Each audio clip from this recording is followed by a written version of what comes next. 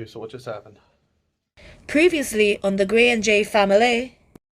He checked to see how many follicles I have on my left and right ovary. I have 20 plus on left, 20 plus on right, which is my usual. The phone. Hi, Jeanne. Yes, I already did that. Come with me. All right. We'll resume this later. Scenario 1. If your LH is greater than 1, you will get your entire 150 units from one medicine. Right. If your LH is less than or equal to 1, we're going to divvy up that 150, half from this and half from this. Understood. And so when I see your level, we will talk about it. But when you see your level, there's your answer right there. That's right. And so you're starting your drugs on tomorrow. Tomorrow. And we have everybody go 5 days. So I have a question. So when it comes to administering this, it's gonna have to get administered once a day for 5 days. The shots. Correct. Well, Okay. the first 5 days. Then you're going to keep Correct, going. and then we're gonna keep going, but It might adjust things after 5 after yeah. after 5 days. Okay. We have a plan for the first 5 days. On Thursday when you're here and we get the blood levels and see how your ovaries are doing, we'll talk on the phone later and I'll tell you what they want you to do Thursday night. Okay. And Friday and come back Saturday or something. So Okay. So like you said, this is gonna be pretty closely monitored. So yeah, oh yeah. The average woman, average gal does either 9 or 10 days of shots. So your first 5 are Saturday, Sunday, Monday, Tuesday, Wednesday. And then we probably have Thursday night, Friday night, Saturday night, Sunday night, maybe Monday night to go still. Okay. Which is when the monitoring gets really close because we're getting closer to the Right. trigger. That was my only question. Yeah, and let's talk about IVF more specifically. It's for you. What do you mean this is for me? Because for you to know and remember. Because Yeah. I know all these. And you're going to take this home with you too. I also- remember, but- So you've had 150 of these vaginal ultrasounds. Yes. This is just a picture. And on the day of your egg retrieval, after you are asleep, I mean, you will not feel this. You will know nothing. We'll put your legs in stirrups after you're asleep, and I'll cover you and drape all of the. And then the vaginal probe will go in, and this one time there is this plastic clamp on it with a needle. And when you're asleep, it'll make a puncture in the very top part of the vaginal wall and go right into this ovary. This one, this one, this one. This is like a little foot pump. So the doctor will have a little bit of suction, and it'll pull the fluid in the egg down into the test tube. And then we just keep working until we've finished this ovary. Yep. And then they'll pull everything out and kind of flush the line. And then they'll go back in, make a puncture here and into this ovary. Okay. So that's how we get the eggs out of you. And it's, again, you're going to be asleep. You will remember nothing, feel nothing. Women with a lot of follicles, from start to finish, from the time, you fall asleep until we're finished is about 20 minutes. Okay. So it's not, Not terribly that bad. long. And they call it surgery because it's a procedure, but you realize there are no incisions, nothing Right. like that. So, what my job is, I'm the one that takes the test tubes and gives it to the embryologist, My girl. who's with their big microscope and they're moving your eggs around. So this is how it works. Simply as that. And then this picture, I learn best, I think, by looking at things, not just listening. I like to look. So this drawing here, again, is what a woman's uterus would look like. Here's her fallopian tube. This is the ovary. So normally, the woman ovulates, and here's the egg. And this is where the egg and the sperm would meet and fertilize. The day goes by, another day goes by, another day goes by. By about the 5th day, the embryo is ready to drop into the woman's uterus to implant. So what we're doing, these pictures here, except you're not ovulating, we're doing that for you, but this is what an egg looks like, and here's a picture of some other lady's eggs. This is a woman who is freezing eggs. They're round, they look like a pancake. This is what eggs look like, okay? And so the day of your retrieval, this would be day 0, technically, day 0. So when you leave here, she may not remember, but you'll know, did we get 10 eggs? Did we get 12? Did we get 32? How many eggs did we get? When we're checking you with the scanning, we can guess, because we're kind of counting how many big follicles there are. We can guess, but the proof is on the day of the retrieval, Right. how many eggs you got. And then they will work with it. They'll take the semen then that same day, and they'll work on fertilizing them. Okay, so my sample will be given the day Yes. her eggs are also retrieved. While she and I are back in the operating room, you're going to be in the lab. That's good to know. Awesome. All right. Yeah. Can't wait for that. You can stay with her the whole time, except when we say goodbye and we walk into the operating room, you'll go down to the lab. Okay. And then when you're finished, you're going to sit down there, and when we're finished and she's woken up, I'll come get you. Okay. So you'll be separated just while she's unconscious. Okay. Okay. So the next day, they'll work with the eggs a while, and then I think they close the incubator, look away, give them privacy, and they come back the next day and pull your tray out of the incubator. And what they're looking for is how many look like this. This is the boy part and the girl part. This is a 1 cell. You can clearly see this is a 2 cell. So this egg if on that day I would call you and I'd say, do you remember I told you there was 23 eggs? Well, after they studied them, you'd gone home. After they studied them, they told me of the 23, 18 were mature or something. Right. And of the 18, 15 fertilized. I'll be able to give you a report like that. Yeah. Okay. So this is, and then the next day they do not bother them. They don't want to keep opening and shutting the door. So see, it kind of went from 2 to 4. You see that? The next day it gets up to 8. Some are 7, some are 9. It's just making a nice progress. So I will be able to contact you on this day. I'll say, remember when I talked to you 2 days ago, I told you we had, 18 eggs, 18 fertilized? Well, today, a couple of them just seem to stop. Today we have 14 or something. This day they will not look at them. And then this day would be the day they're ready to transfer them. Right. So we'll have set all this up, and you'll be up here on 5 days after the retrieval. They'll come out with a photograph of the embryo they have chosen to transfer to you and let you have that and show you what, blah, blah, And that's what we'll put. So we're putting it back on you on the 5th day, just like Mother Nature would have done on the 5th day inside the woman's body. Understood. Cool, huh? These are the medicines that I have ordered for you. This is the one that Gator Care pays for. Gator Care, woo woo! So this and the drug that they pay for is it says Gonalef. It says Gonalef. So I don't have the order sheet in front of me. I don't know how many I ordered, but the way this one works, and see the medicine in there? That's actually the medicine. So this is not refillable or anything. So whether I ordered you, I don't know, 2, I don't remember what I ordered you, but so you're going to have 2 different pens. Right. The needle goes on there. You dial the dose in. So we're going to play just a little bit. This is what, it's pretty easy to do, but, okay. I can't refill these, so I don't like that. I just like people to be able to see it. So the needle goes on fairly easily. You just give it a little poke and just turn it. Not so tight you can't get it off, but just and see. Then look how little that needle is. And you've done this before, these little bitty neadles, so you won't even feel this. That trigger shot size needle, man. Yeah, the same thing. She will. And so and here's a little window here. You just dial until the 150 shows up. Right. And how much each vial contains? It says 900 on the pen, so that means you got but I know there's a little bit more in there. So it's more correct if we're doing the math in our head to say it's probably 1,000 units. I ordered you 2, that should be 2,000 units. Understood. And so I made my guess. If you go slow or something, or he increases your dose, we may have to send you back over to buy, to get another pen. Gotcha. So you just kind of dial, you dial until the 150 shows up in the window, and then like before, on your belly, imaginary line at your belly button, and you inject there and down. You don't inject above your belly button. So here. Yeah, and just spread the wealth here, the next day here. Just move it around. Right. I will be the one giving her these. So. Yeah, I mean it's easy. Just 1, 2, 3 in, and then this little white thing, you push it, and it'll reset, and that'll go back to 0, and it'll reset. Gotcha. Menopur, they're different companies. That's why they look different. Both of these are FSH, which stands for follicle stimulating hormone. That makes perfect sense, doesn't it? So this is nothing but FSH. This is FSH with a little bit of LH mixed in. That is why, depending on what your LH is on today's blood level, that determines what we do. And one is not better than another. That's just your chemistry. So it's not a good or bad thing. It just helps us determine what drugs, okay? I just how many times you're getting stuck. Yeah, Menopur comes like this. That is, you see the white hunk of medicine in there? So that's medicine, and it comes with a companion bottle of sterile water. So we're going to use the sterile water to dissolve this, and then we're going to inject.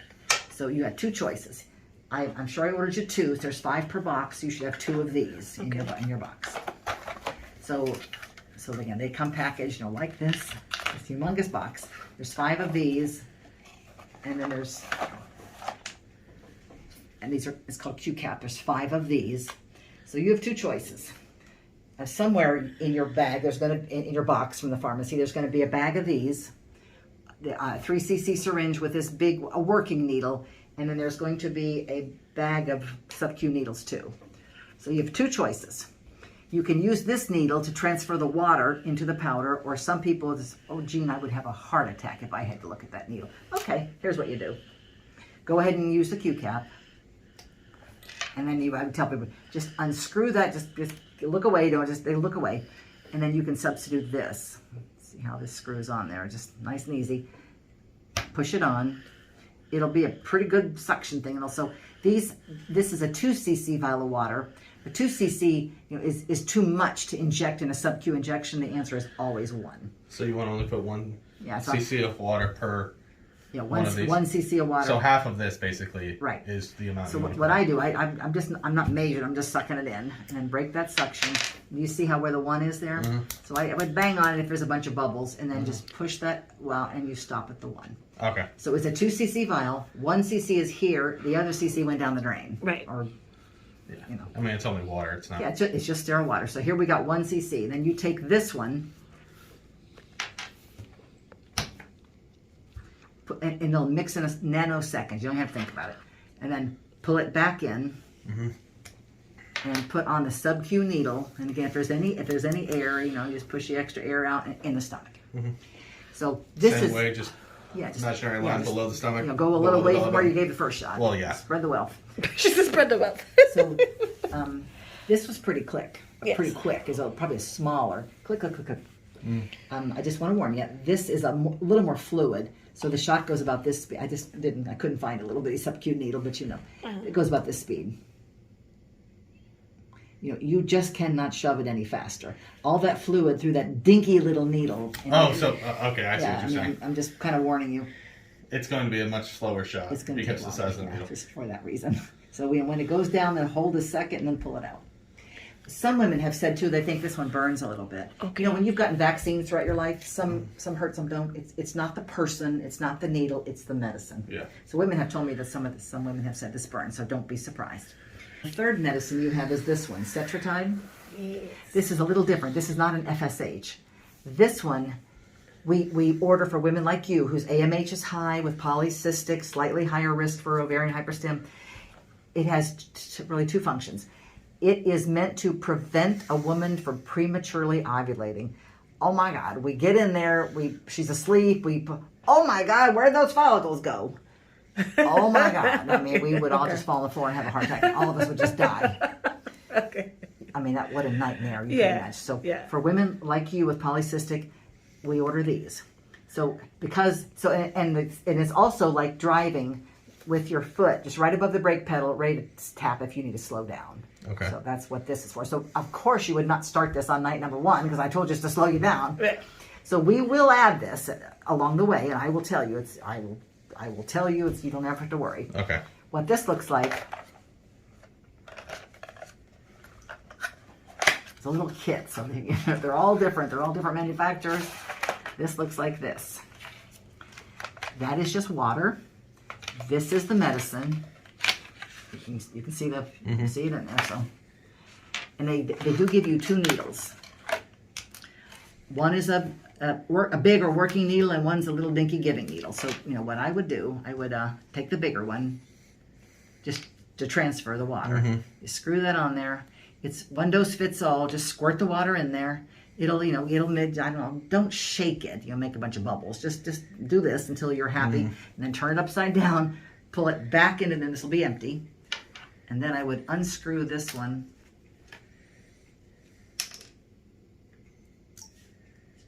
That's a 5/8. It's still considered sub-Q.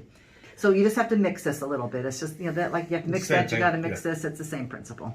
Okay. It's kind of a shame they don't give you a slightly smaller needle, but. Awesome. These are just pictures I snapped over the years. So this is what the ovaries are doing. See, there's just different women, different ovaries. This poor lady only has 2. Poor sad thing. This is probably the one I have with the biggest follicles.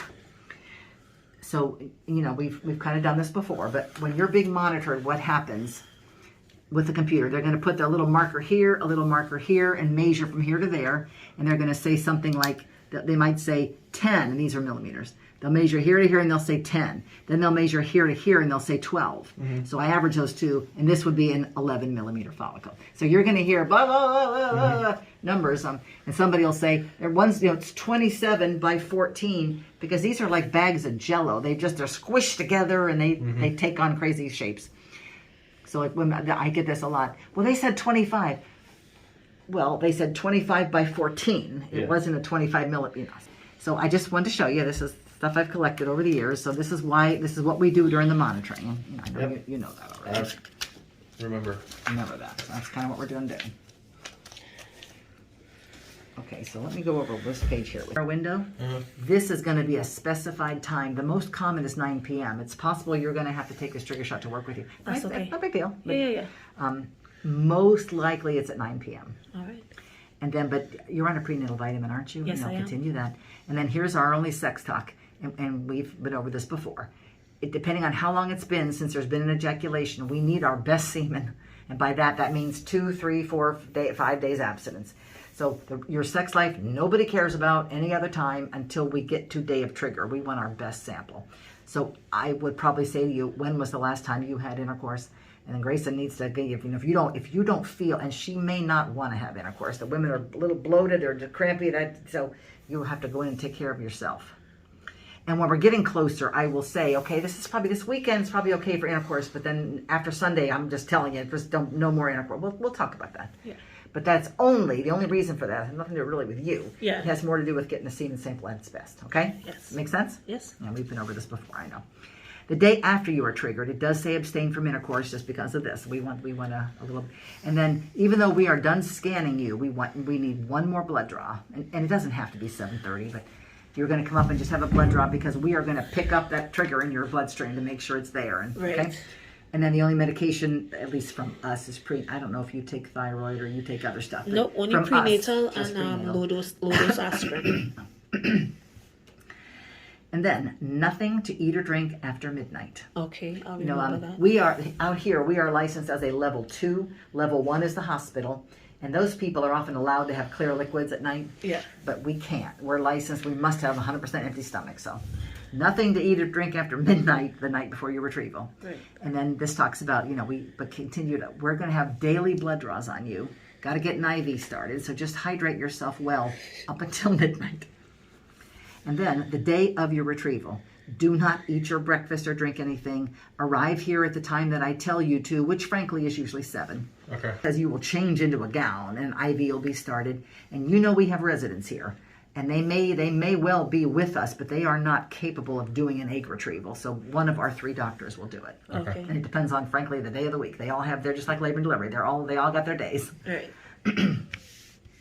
The day after your retrieval, I will call you, number 1, to see how you're doing, that you're physically okay, and then that's when I'm able to give you the fertilization report. And it says here, most women are okay to go to work the next day. Okay. Due to the anesthesia, and you'll have 48 hours warning to tell your boss, I won't be there Tuesday, or something. Does he or she know? Yes, I did. I give them a heads up already. And same with you. You will always have 24, with the retrieval, 48 hours, but your monitoring visits, you'll have at least 24 hours to deal with getting up here and getting, all that. Okay. So you'll be called with fertilization results. Most women are able to go back to work or go to school. They could take some Tylenol to help with the crampiness. And this is the day you begin the endometrium. I would order you 3 boxes of these, enough to get you to the pregnancy test. Gotcha. And it looks like this. Oh, yeah. Familiar. Yeah. It looks like this, and they get this expensive, fancy thing, like a tampon. You can also use your finger, but then it would go like this, and then the walls of the vagina will close around it. Your body heat will dissolve it. So just get some panty liners. It might be a little messy. Okay. That's what this looks like. We've done this before. You can lay down. You can just do whatever you want to do. There's no law. Yeah, usually I'm not. Oh, I skipped over the trigger shot. Oops. That's okay. I ordered you 2 different trigger shots. And which one we do depends. And sometimes I use a combination. They'll decide. Okay. This one's going to be your Lupron trigger. It comes with a bunch of insulin syringes in it, and this is the medicine. So it kind of looks like this. And this is the other trigger shot that I've ordered you. This is the Lupron trigger. This is an HCG trigger. Right. Oh, I So which one, we'll tell you which one to use. If we do this one, these syringes are 50 unit insulin syringes. It says 50 units. Your dose is going to be 40 units. Okay. So what I'm going to tell you to do, I'm just going to stick it in here. And it's a pretty flimsy needle, so be careful. And then you're just going to, it's very watery. You're just going to fill it in. You're going to fill it up to that 40 mark. And then this whole thing goes in your stomach. Okay. Gotcha. It's 40 units, and I will tell you, it doesn't change, but I will tell you that. So that's what 40 units on a 50 unit syringe looks like. And I'm only taking that once. That's right. It's Gotcha. just the trigger. That's a pretty flimsy needle. You gotta watch it. Try to be careful so you don't bend it. I mean, there's 50 more of them in here, but Right. and clean that off with alcohol. Because this needle's gonna go in your tummy. So this is the Lupron trigger. Women that don't have polycystic, we don't often order this one. Whatever. And then this one, this is a king-size version of Menopur. There's a bottle with a big hunk of white powder in it and a 10 cc vial of water. So most common, you would take this big thing, just like you did with Menopur. Now that gorgeous little plastic cap will not fit. Look how much bigger this is. So you have to man up and use them. So I'm going to tell you to do the same thing. Stick it in there. Just pull out some. Mm-hmm. Go over to the sink. Just push out any extra 1 cc. It goes in here. Now this is a bigger hunk. You may have to just be patient. Turn it upside down so the water will pool here in the neck, and then you just have to kind of do this. Yeah. Just be patient. Yeah. It should be empty, and the cc is back in here. Looks like water, but the medicine's dissolved in it. Yeah. Unscrew this needle, put on the sub-Q needle, and in the stomach. And so sometimes they tweak this, but we will go over that. I will tell you exactly what I want you to do. And in that packet, there's a page about trigger shots in there, but we will review this. I just kind of wanted to show you. Mm-hmm. And then this we got off with this. You'll begin the vaginal endometrium the day after your retrieval. There's the answer. Yes. And then I expect when you're discharged, we'll have a piece of paper. It will. You might have a little bit of spotting. We did stick you with a needle in 2 places. Not bleeding. I mean, not that, but a little bit, just some spotting.